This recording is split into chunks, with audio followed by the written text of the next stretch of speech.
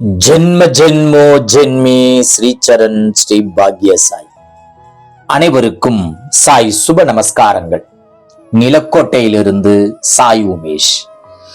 ஓம் ஸ்ரீ சத்குரு பகவான் பாட்டி சித்தரின் லீலாமிருதம் 138. திருப்பூர் மாவட்டம் முத்தூர் எனும் ஊரைச் சேர்ந்தவர் திரு லோகநாதன் அவர்கள். இவர் பொறியியல் கல்லூரி ஒன்றில் பேராசிரியராக பணியாற்றிவிட்டு சுயதொழில் செய்து வருபவர். ஸ்ரீ சீரடி சமர்த்த சத்குரு சாய்நாதரின் தீவிர பக்தராக இருந்து பின்னர் நம் பாட்டி சித்தரின் தொடர்பு கிடைத்த பின் நம் பாட்டியாரின் நெருங்கிய அடியவர்களில் ஒருவரானவர். நம் பாட்டியார் முன்பு நிறைய பக்தி பாடல்களும் சீரடி சாய்நாதரின் பாடல்களும் பெரும் குரல் எடுத்து பாடி பாட்டியாரிடம் பாராட்டையும் பாசத்தையும் பெற்றவர். இவருக்கு சித்தர்கள் தேடலில் அதீத ஆர்வம் ஏற்பட்டு ஒரு சில ஆன்மீக அன்பர்கள் மூலமாக சில மகான்களின் நேரடி தொடர்பும் இவருக்கு கிடைக்க பெற்றது.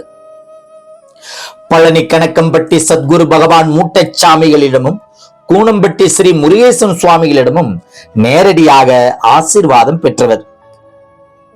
மகான் ஸ்ரீ முருகேசன் சுவாமிகள், அதாவது கூனம்பட்டி சுவாமிகள், கோவையில் இருந்து கரூர் செல்லும் சாலையில் ஓலப்பாளையம் என்ற இடத்தில் சாலையோரம் அமர்ந்து அருள்பாலிப்பவர்.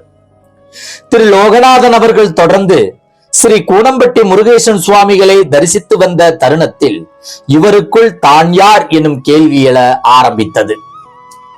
ஒரு நாள் ஸ்ரீ கூனம்பட்டி முருகேசன் சுவாமிகள் திரு லோகநாதன் அவர்களை பார்த்து, இனி நீ இங்கு வர வேண்டாம், என் அப்பத்தாவை போய் பார் என்று கூறினார். சித்தர்கள் மார்க்கத்திற்கு புதியதாய் வந்த இவருக்கு யாராக இருக்கும் அந்த அப்பத்தா என்ற வினா இவருக்குள் எழுந்தது. மீண்டும் மற்றொரு முறை ஸ்ரீ கூனம்பட்டி ஸ்ரீ முருகேசன் சுவாமிகளை இவர் சந்திக்கும் பொழுதும், இனிமேல் நீ வெத்தலக்காரிய போய் பார் என்று மறுபடியும் உத்தரவிட்டார். யார் அந்த வெத்தலக்காரி, யார் அந்த அப்பத்தா என இவரது மனம் குழப்பத்தில் மூழ்கியது. பிரபஞ்சம் அதன் வேலையை செய்ய ஆரம்பித்தது. திரு லோகநாதன் அவர்கள் கனவில் ஒரு நாள் வயதான பழுத்த பழம் போல் கிராப் முடிவெட்டி சிரத்துடன் நம் பகவான் பாட்டியார் காட்சி கொடுத்தார்கள். கனவில் வந்த நம் பகவான் பாட்டி, ஏன் இன்னும் என்ன பார்க்க வராம இருக்கிற, வரும்போது எனக்கு தயிர் சாதம் எடுத்துட்டு வா என கூறி மறைந்தார்கள். இவரின் மனதோ கலங்கிய நீர் போல் மென்மேலும் குழப்பமடைந்தது. ஒரு நாள் திரு லோகநாதன் அவர்கள் அகத்தியர் கோயிலுக்கு சென்றிருந்தார். அங்கு ஒரு சிவனடியாரை காண நேர்ந்தது.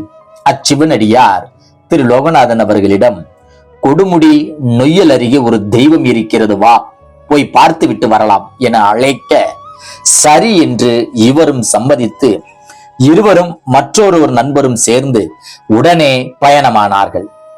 அந்த பயணம் திரு லோகநாதனின் வாழ்க்கை பயணத்தையே மாற்றி அமைத்தது. இவரின் புனித பயணத்தின் விளைவை நாளைய காணொளியில் காண்போம். ஜெய் குரு பாட்டி, நற்பவி பாட்டி.